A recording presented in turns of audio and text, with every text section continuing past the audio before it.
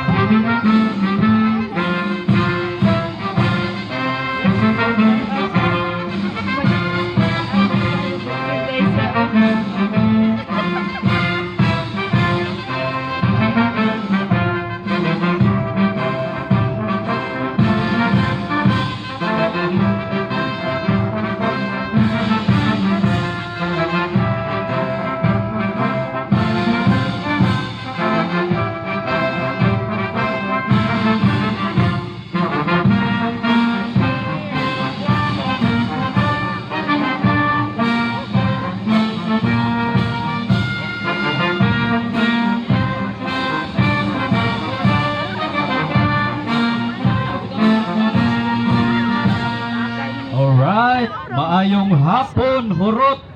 Maayong hapon sa tanan. Maayong hapon. So, before to mag-start, mga itag welcome address sa founder sa ato ang chapel, si Nanay Diding Aligioho Abella. Atong pakpakan, mga igala. Maraming salamat daw. Kumplito mo nito daw. Una sa tanan, magpasalamat ako. Mapasalamaton kayo po ninyong tanan. Nga niya nasab, nabalik na ta sa normal. Kumano na to, kada yun dito eh. Ako na sa niyong balik ko na magpasundayan ka, maghalad ka sa itong masayaw para sa balaang bata. Karong hapon na, excited ang mga bata o hasta mga inahan. Ang naot ko nga, mata lagi pala ang puso ko sa ito kaya mata lagi pala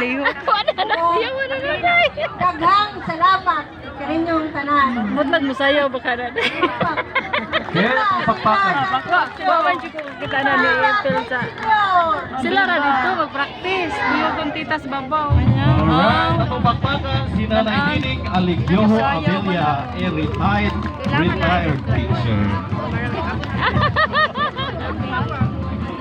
Alright, so are we ready?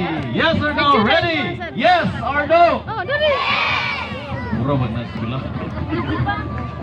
Viva! Ay wala, di mo ready. Viva! Right, very good. So, right now our first performer Our first performer is coming from Tribo San Vicente 1. atong hatagan sa Masipang Tapak. Sayo lang king. Uy, wala mo sa atubang ani parang kasuon sila.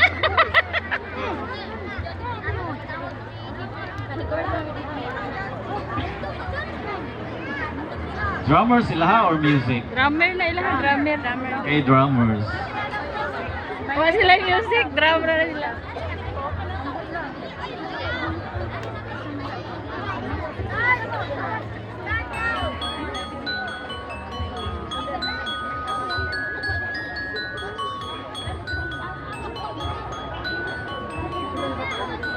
nagtuyupos na kita. First time niya sa iyo. Kuyawan siya.